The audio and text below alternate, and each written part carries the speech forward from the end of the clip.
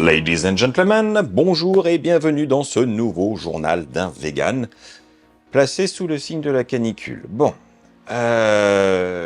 conseil d'usage, hydratez-vous, évitez tout effort inutile, prenez soin de vous, et on espère que la fraîcheur va revenir parmi nous rapidement, parce que les nuits sont difficiles. Bien, cela étant dit, on a des choses à voir ensemble, et on va les voir sans plus attendre. Je sais pas trop d'où sort cette mode, mais vous avez peut-être remarqué que dans le monde du lait et des yaourts végétaux, il y a une tendance à vouloir enrichir en protéines et à mettre ça en avant. Comme si on avait un problème à trouver des protéines ailleurs. Personnellement, moi j'y vois comme ça, de loin, un argument marketing, en disant ouais, en consommant nos produits, vous allez avoir plus de protéines, il n'y a pas de problème. Ok. Mais est-ce qu'on boit vraiment un lait végétal pour chercher particulièrement des protéines? Ça, bon. Et pourtant, aujourd'hui, je vais goûter ceci. Le Alpro protéine végétale qui nous promet 50 grammes de protéines pour la brique. Ah bah oui, il n'y a pas de miracle, hein. Vous n'allez pas juste vous faire un petit cappuccino et vous retrouver avec 30 grammes de prot. Non, pas du tout. Faut pas exagérer. Concrètement, ça nous fait du 5 grammes de protéines au 100 millilitres, soit, ils donnent un indicateur qui est pas inintéressant, ils disent 12 grammes pour 250 millilitres, sachant que si vous faites justement une boisson chaude, style un cappuccino, un latte, un matcha latte, dans un mug, vous êtes environ à 250 millilitres. Donc, vous avez ce ratio de se dire que, en prenant ce type de boisson, vous aurez 12 grammes de protéines. Et là, je me dis, 12 grammes de protéines, juste sur un mug, c'est en moyenne ce qu'on trouve dans des steaks végétaux ou des saucisses, enfin du commerce. Donc, c'est pas totalement ridicule. Alors bien sûr, hein, dans ce genre de lait végétaux, on se drape un petit peu de différentes vertus. C'est riche en calcium, c'est riche en vitamines, c'est plein de bonnes choses. Hein. On a de la B2, de la B12, de la D2, en petite quantité. Hein. C'est jamais quelque chose qui vous permettra de vous passer d'une supplémentation, pour la B12 j'entends, mais quand même, voilà. On a toujours cette théorie de se dire que si tous les produits véganes étaient enrichis en B12, eh ben, en équilibrant son alimentation, il n'aurait pas besoin de se supplémenter.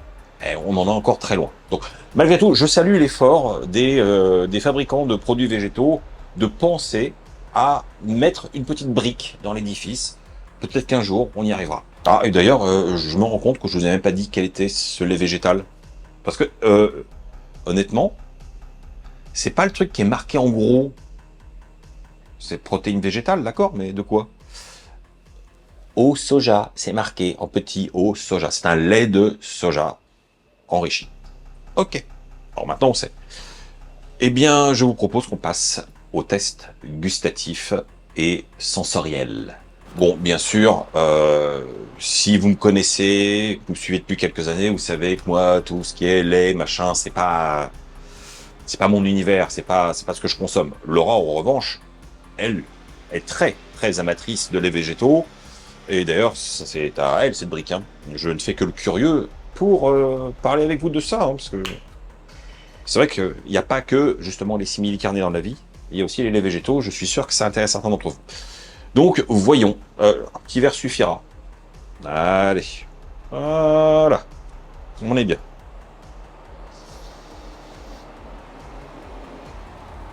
Ça sent pas grand-chose. Il n'y a pas un nez gourmand, il n'y a pas une note qui s'en dégage. Bon, en même temps, un lait de soja, quoi. Hein, on s'attend pas à s'envoler. Il y a une note très subtilement vanillée. Il n'y a pas de vanille dans la compo. Allez, c'est parti.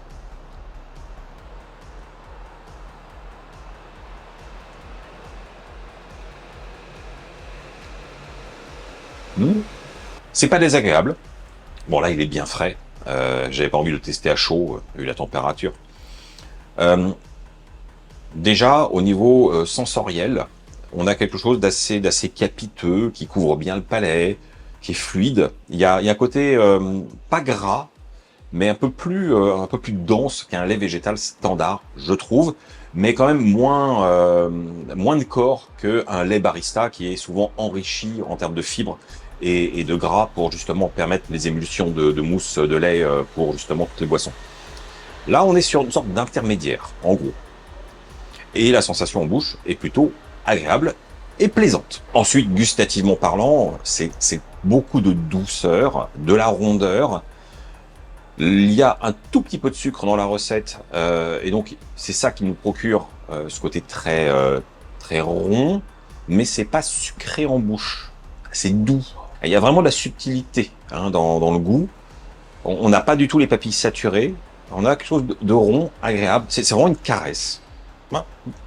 Franchement, c'est élégant. Et enfin, en finale, je retrouve ce nez vanillé, je le retrouve aussi sur les papilles, ce qui est plutôt agréable aussi. Donc c'est bien. J'aurais pu le tester aussi avec un café, voir comment il réagissait à chaud, mais disons que si le produit froid ne révèle pas suffisamment de caractère, je vois pas ce qu'il pourrait faire pour le reste. Généralement, on perd. Donc là, c'est bien. Donc j'imagine qu'il peut s'accorder facilement avec du chocolat, du matcha, du café, etc. sans que ça dénature trop, justement, la boisson qu'on veut se faire. Donc, pas mal, pas mal.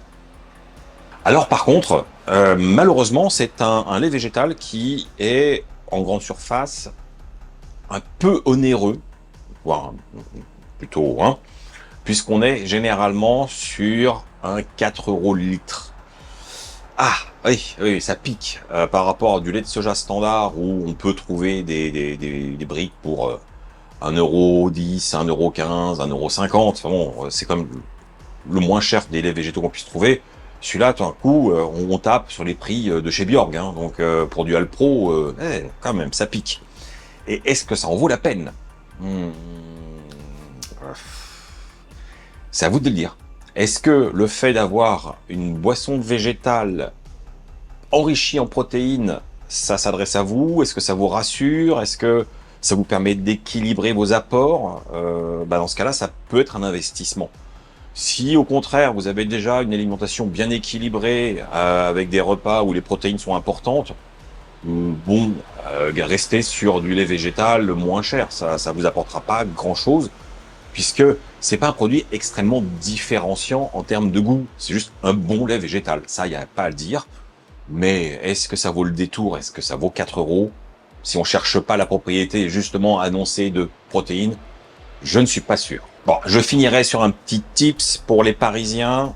Nous, on a acheté ces briques à la petite affaire, rue d'Aligre, toujours cette mine d'or.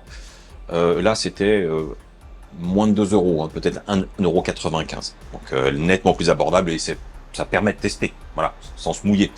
Donc voilà, ça ne concernera que ceux qui peuvent y aller, mais sachez que oui, ça peut se trouver pas cher dans du déstockage alimentaire. Parce que je pense pas que ce soit un produit très très populaire malgré tout. Cela dit, si vous l'avez goûté, je serais curieux d'avoir votre opinion. Ah là là les amis, petit régal de la semaine niveau série sur Netflix. Nous avons regardé The Gentleman, une série réalisée par Guy Ritchie. Alors Guy Ritchie, ça vous évoque peut-être quelque chose, enfin j'espère, parce que c'est un très bon réalisateur britannique à qui on doit entre autres Arnaque, crime et botanique ou Snatch, qui est quand même un film culte. Bon, il a fait d'autres films tirés de l'univers de Sherlock Holmes que j'ai trouvé plutôt sympa personnellement, mais dans l'ensemble, c'est un réalisateur que j'apprécie pour son travail, sa touche, sa vision, sa dynamique. Il y a ce côté purement britannique dans son travail, avec cet humour particulier sous-jacent, et il n'a pas peur d'oser des trucs. Bon, cela étant dit, donc il s'est attelé à l'exercice de la série télé et non pas d'un film cette fois-ci. The Gentleman, c'est dans la continuité de cet univers du banditisme britannique. Très clairement, où on retrouve énormément d'archétypes et de situations cocasses, si j'ose dire. Là, je vais vous donner comme les grandes lignes. C'est pas du spoil, parce que tout se révèle sur le premier épisode, mais c'est nécessaire pour vous donner envie d'aller plus loin. On se retrouve dans la situation où un duc vient de décéder et son fils revient pour l'enterrement et forcément l'héritage. Sauf que il a un frère aîné qui se retrouve déshérité. Et c'est lui qui hérite des terres, du domaine, des activités et du titre. On comprend très vite pourquoi, puisque le frère est assez irresponsable, immature et complètement cocaïnomane. Donc c'est à lui qu'incombe la charge de tout reprendre en main. Sauf que il découvre que son père a une activité particulière, à savoir qu'il héberge sur ses terres des plantations de cannabis. Voilà. Et qu'il touche une part. Voilà, vous en faites ce que vous voulez. Ça commence comme ça. Le reste, je vous laisse découvrir dans la série. C'est vraiment jubilatoire. Ça va à fond la caisse. Même si c'est pas un rythme effréné où on n'a pas le temps de respirer. Non, non, tout va bien. Mais on s'ennuie pas un seul instant. C'est une petite série, 8 épisodes, voilà. Hein, on commence à connaître ce format trop court à mon goût. Il y aurait eu matière à développer la série davantage, je pense, mais c'est pas la peine de diluer pour le plaisir de diluer, donc je suis très content que ce soit comme ça. Est-ce que c'est fini? Oui. Est-ce que ça peut appeler à une autre saison? Pourquoi pas, mais pas du tout nécessairement. Enfin voilà, il y a une vraie conclusion, on est satisfait et rassasié, mais il y aurait matière à continuer d'autres aventures, d'autres situations avec les protagonistes. À voir. En tout cas, c'est une série que je vous recommande vraiment, vraiment chaudement, parce que c'est hautement délectable. J'avoue, parmi les petits plaisirs, les trucs que j'aime bien, il y a les gnocchis à poêler. J'en ai déjà parlé. C'est vrai que il y a eu un moment de flottement sur le fait que ce soit vegan ou pas, puisque Lustre Cru, la marque qui a créé ce concept, avait un affichage d'ingrédients un peu ambigu, à savoir une liste d'ingrédients avec entre parenthèses lait, mais pas dans les allergènes. Et en fait, c'était une erreur de mise en page qui a été corrigée heureusement depuis et a levé le doute sur le fait que non, il n'y a pas du tout de lait dans les gnocchis à poêler de chez Lustu Cru, mais que, comme toujours, il y a une liste d'allergènes en prévention pour ceux qui sont concernés. Donc pour nous, tout va bien. Et peut-être que vous étiez resté sur cette vieille information que... Voilà. Donc, bref.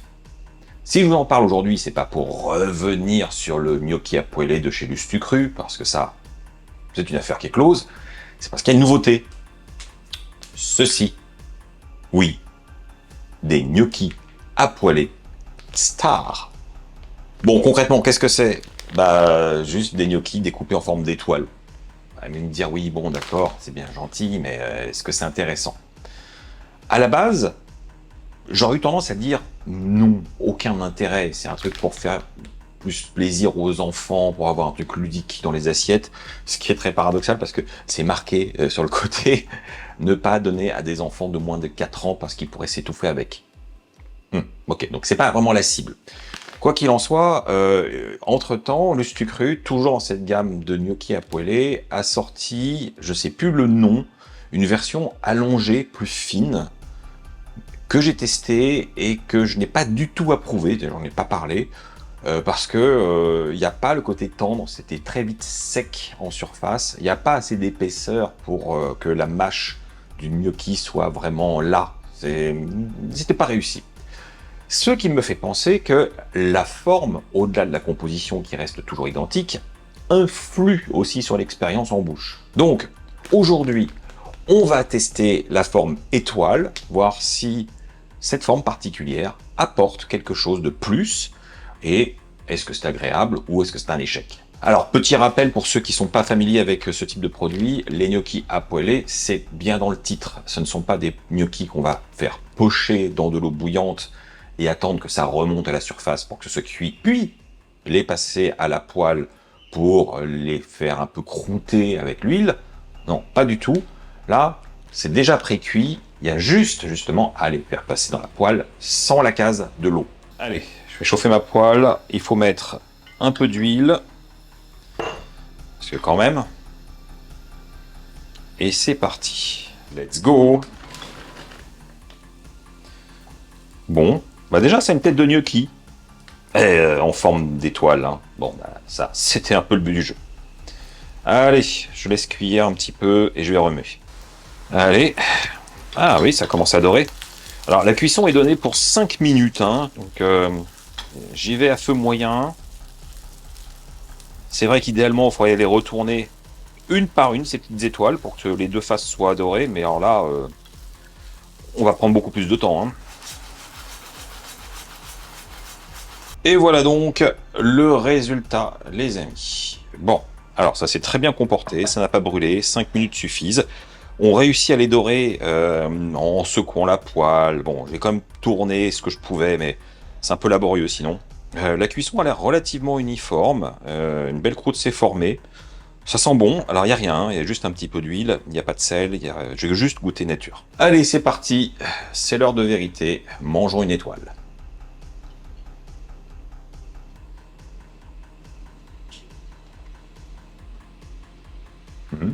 Bah, c'est sympa. C'est sympa. Alors, le fait qu'on ait une étoile, ça fait deux surfaces complètement plates et non pas quelque chose de bombé. Ça permet effectivement de faire dorer les deux surfaces de manière plus homogène, avec plus de croustillant à l'extérieur, tout en gardant le côté tendre sous la dent à l'intérieur. Le goût est strictement identique, ça, c'est pas une surprise. La forme en soi dans la bouche est pas désagréable, après ça change pas grand chose. Mais moi j'y vois plus le côté intérêt technique au niveau de la cuisson, justement pour former ce côté croustillant à l'extérieur, ce qu'on a du mal à obtenir avec la forme de gnocchi traditionnelle. Alors que justement, la forme bâtonnet que je n'ai pas aimée, elle avait tendance à presque brûler trop rapidement parce que il n'y a pas beaucoup de matière, c'est très fin. Donc ça cuit très très très vite. Là, il y a un bon équilibre, la mâche est agréable, la sensation en bouche est réussie. Donc, au-delà du fun de manger des stars gnocchi à poêler, je trouve que la forme est pertinente. On aurait juste des petits carrés plats, ça aurait été pareil, ou des triangles, pareil. La forme importe peu, finalement, tant qu'on n'a pas ce côté bombé, si on cherche justement dans cette technique de gnocchi à poêler d'avoir des surfaces bien croustillantes. Là, c'est réussi. Par contre, alors petit bémol, c'est un sachet de 300 grammes, c'est donné pour deux personnes avec un petit appétit ou deux personnes avec une garniture assez riche pour aller avec. Parce que si vous comptez juste vous manger des gnocchis poêlés avec une petite sauce, ça va être dur de partager, très honnêtement. Bon les amis, aujourd'hui un petit sujet pas particulièrement vegan, mais j'avais très envie de faire avec vous un petit débriefing post-Jeux Olympiques. Bon alors, très clairement, à titre personnel, c'est un non-événement puisque je ne m'intéresse absolument pas à tout ce qui est compétition sportive et ce genre d'événement me laisse totalement indifférent et froid. Voilà, sans aucun mépris pour autant. C'est juste que c'est pas mon monde et je n'ai aucun attrait envers des compétitions olympiques. Voilà. Malgré tout, étant vraiment parisien, on s'est retrouvé imposé sur cette compétition internationale chez nous et il y a eu un impact. Enfin, finalement, pas tant que ça. Bah oui, hein, il suffisait de regarder un petit peu la presse qui suivait l'actualité ici pour entendre parler de scandales, de polémiques, de problèmes, et ce depuis le début de l'organisation des Jeux Olympiques à Paris. Et qu'est-ce qu'il en a été concrètement? Est-ce qu'on a vraiment subi comme ce qui avait été annoncé? C'est vraiment très relatif. Alors premier point, vous n'êtes peut-être pas au courant si vous n'habitez pas à Paris, mais il y a eu toute une campagne d'information avec des affichages dans la rue pour inciter les Parisiens à quitter Paris le temps des Jeux Olympiques. Oui, oui, non, c'est pas une plaisanterie, parce qu'il allait y avoir beaucoup trop de monde, donc s'il pouvait déjà y avoir moins de Parisiens, ce serait pas mal. Message très positif, donc, où on se sent un peu chassé de chez soi, voilà. Des incitations fortes aussi à éviter de prendre les transports en commun et à faire du télétravail. Mais alors, si on pouvait faire du télétravail en partant dans une ville de province, ce serait pas plus mal. C'était vraiment le message sous-jacent. Bon, alors certains ont pris peur, Elles se sont dit oui, oui, ça va vraiment être le chaos, on va plus pouvoir bouger ni rien faire, donc on va s'exiler temporairement.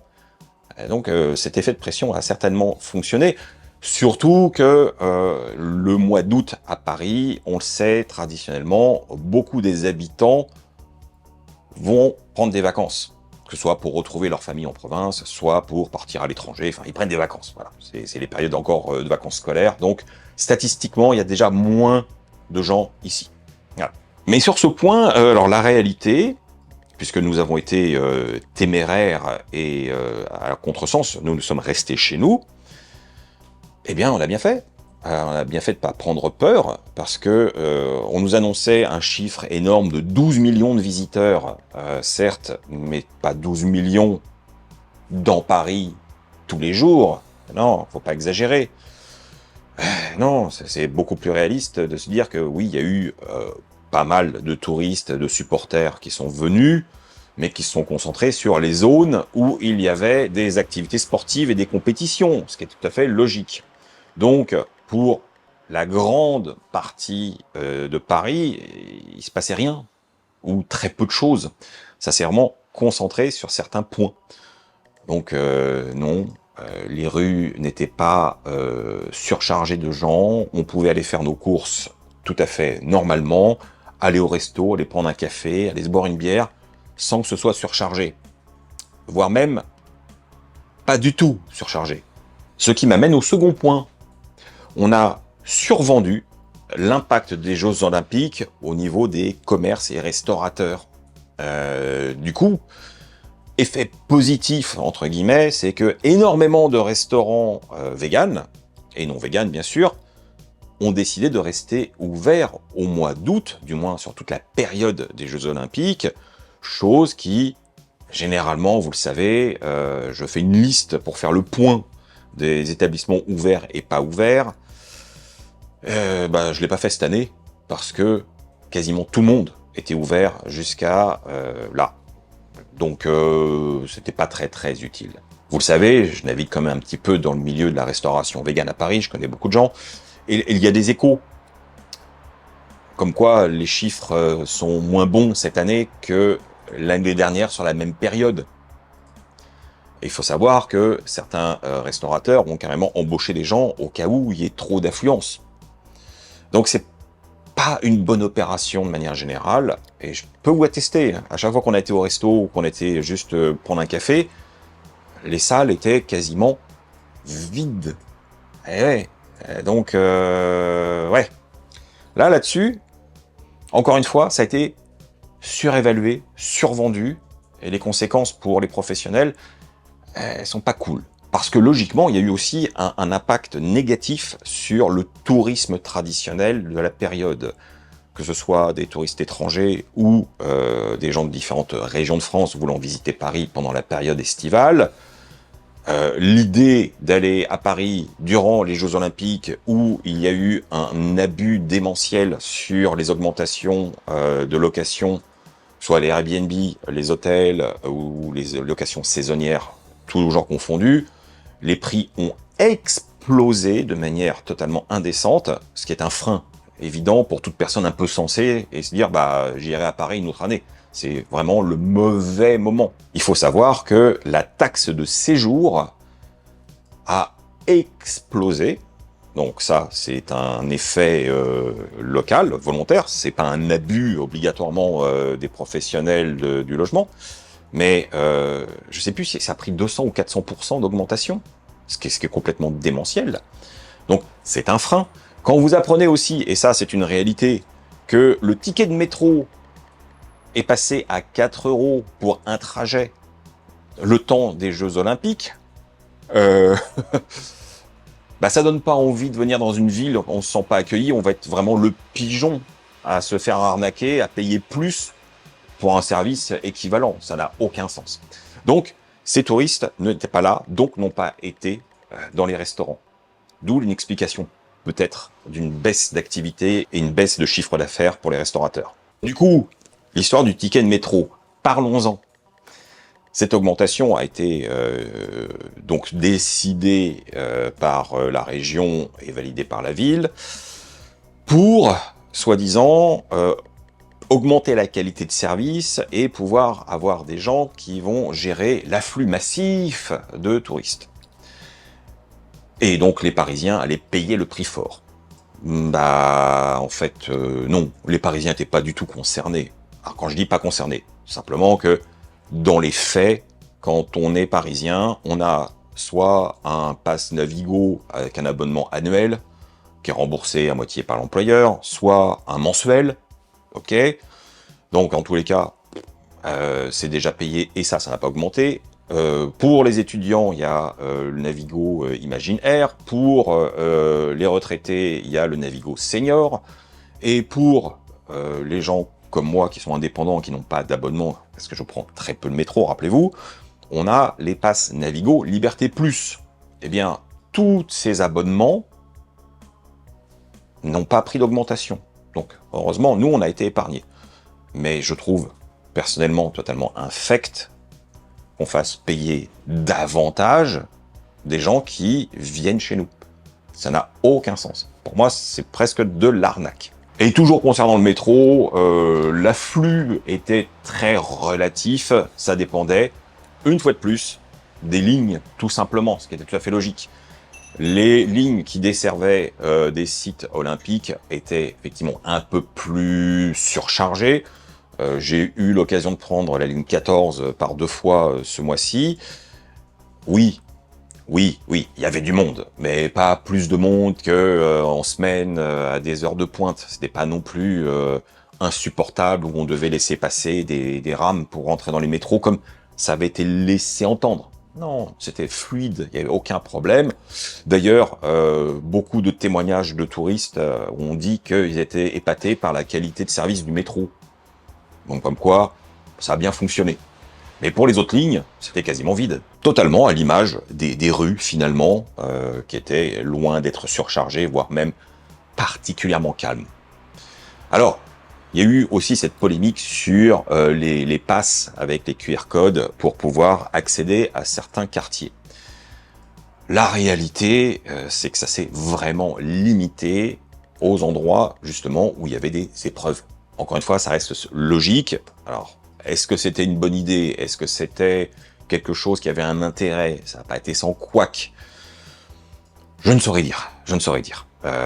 Il y avait quand même un poids assez énorme sur des craintes d'attentats et la sécurité était quand même un des maîtres mots dans l'organisation de cet événement.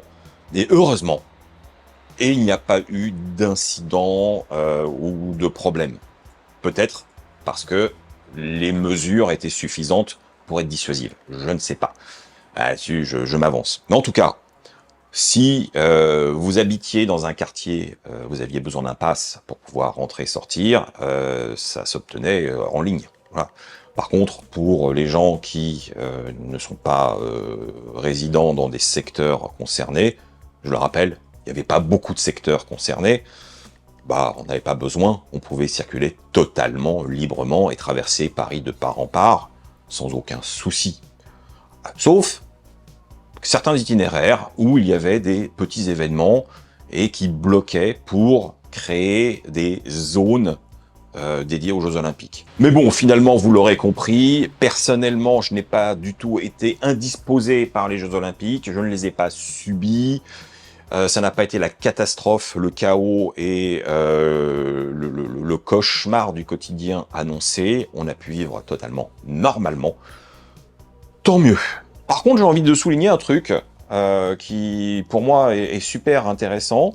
C'est, je viens de vous parler de zones qui étaient réservées où, effectivement, les gens venaient s'installer, regarder des épreuves sur des écrans géants avec plusieurs petits stands de nourriture, de boissons, ce genre de choses. Et il y a eu quelques restaurateurs véganes qui ont réussi à avoir des emplacements sur ces zones pour les fans. Et donc, le véganisme a pu être accessible, alors pas partout évidemment, mais il a été visible.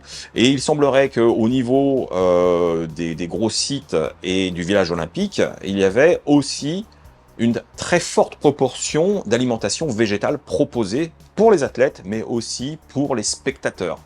ce qui est assez rare et intéressant pour le souligner. Il y a quand même une avancée.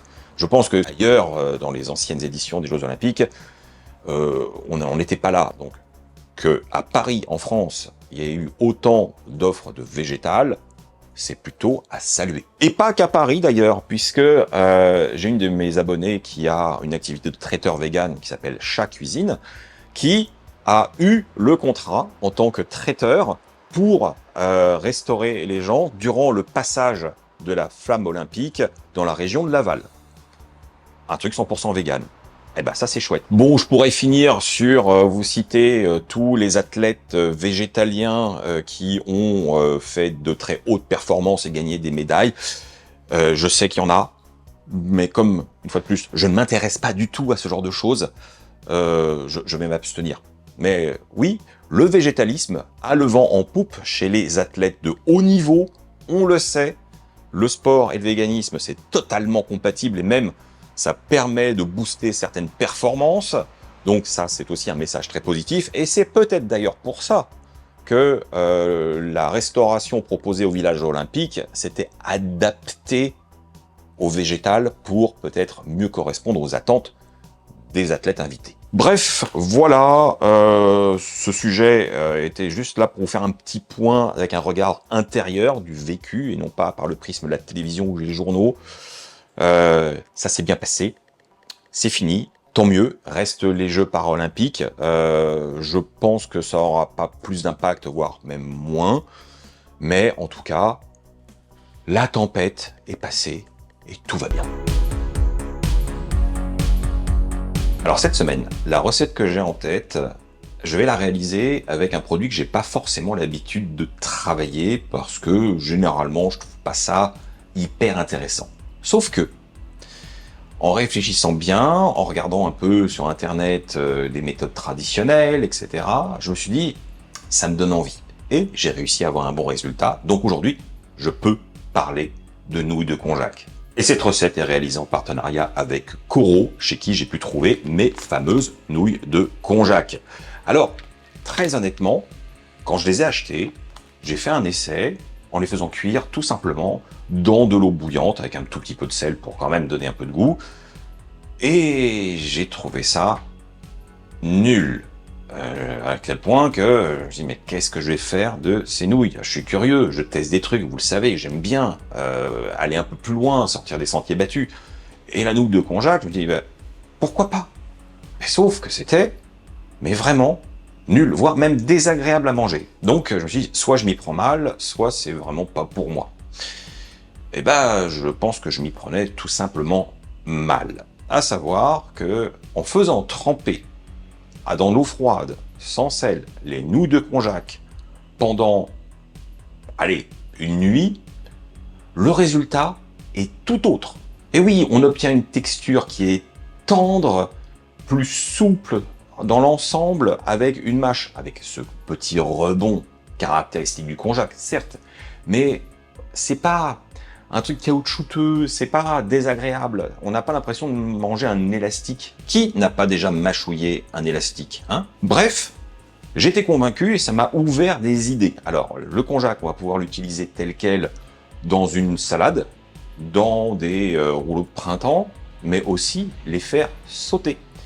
Et c'est ce que je vais faire aujourd'hui. Bon, malheureusement, vous l'aurez compris, par rapport à ce que je fais d'habitude, à savoir une cuisine très spontanée, et rapide. Alors la phase cuisine, oui, va être rapide, mais va falloir préparer ça à l'avance, comme je vous l'ai dit, donc laisser tremper environ 8 heures pour un résultat optimal. Donc, c'est parti.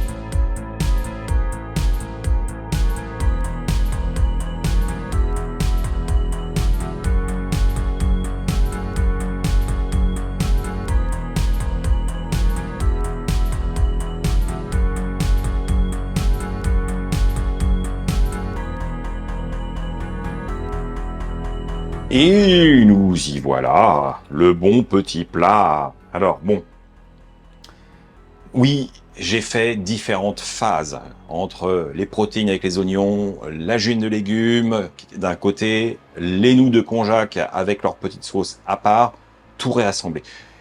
Mais je préférais effectivement avoir une sorte de différence dans les cuissons et dans les textures et que ça se retrouve dans l'assiette en ne les mélangeant pas.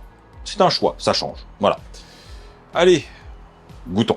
Bon alors bien sûr, hein, la star, c'est censé être les nouilles de konjac quand même, avec un peu de légumes, un peu de prot. Voilà, le tourbillon magique, et c'est parti. Là, il y a de tout. Oh là, c'est joli.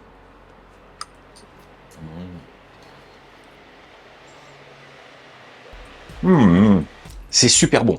Mais pour moi, là, il manque un petit kick de piment, donc je vais rajouter ça, une poudre de piment japonaise que l'ami Quentin m'a ramené directement du Japon.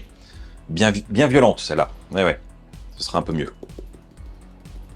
Oh là là, oui, oui, oui, oui, oui. Voyons. Oh. Hmm. Ah, ça y est. Bam. Parfait. Bon, vous aurez compris, le piment, c'est une option. Je voulais pas cuisiner avec, mais pour moi, ça rajoute quand même une strate de saveur en plus et des sensations en bouche plus intéressantes. Question de goût. Vous pouvez faire sans. En tout cas, la nouille de konjac est parfaitement réhydratée, souple et tendre. Elle a bien capté le goût des deux sauces soja que j'ai rajoutées. C'est bien aromatique. La texture est assez fun parce que ça change réellement de la nouille de riz, la nouille de blé ou même les nouilles de patates douces qu'on trouve dans les épiceries coréennes. On est encore sur autre chose. C'est délicieux. Ça se marie très bien avec nos petits légumes qui sont cuits, la protéine qui est bien riche en saveur aussi.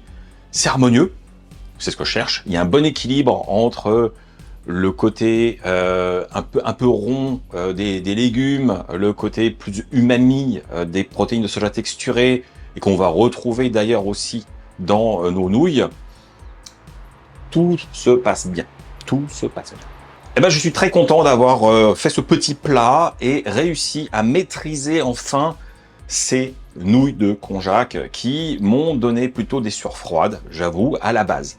Maintenant, je suis convaincu que c'est un intérêt, mais alors attention, c'est un intérêt plutôt sensoriel parce que il n'y a pas de protéines, il n'y a pas de fibres, c'est très léger. C'est vraiment le genre d'aliment pour se remplir l'estomac sans être en surcharge.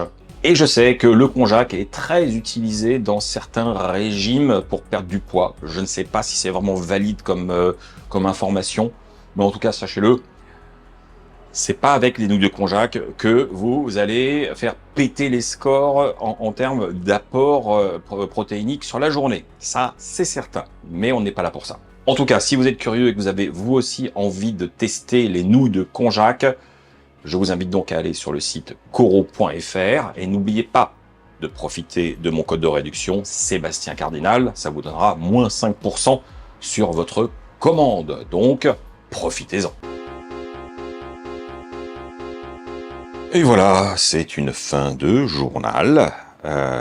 C'est un peu plus correct hein, en termes de température la fin de semaine. Ça fait du bien.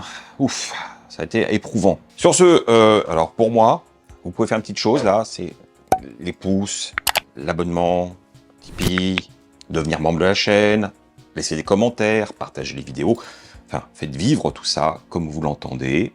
Prenez soin de vous encore une fois. Et on se retrouve la semaine prochaine sans faute pour de nouvelles aventures. Tchuss!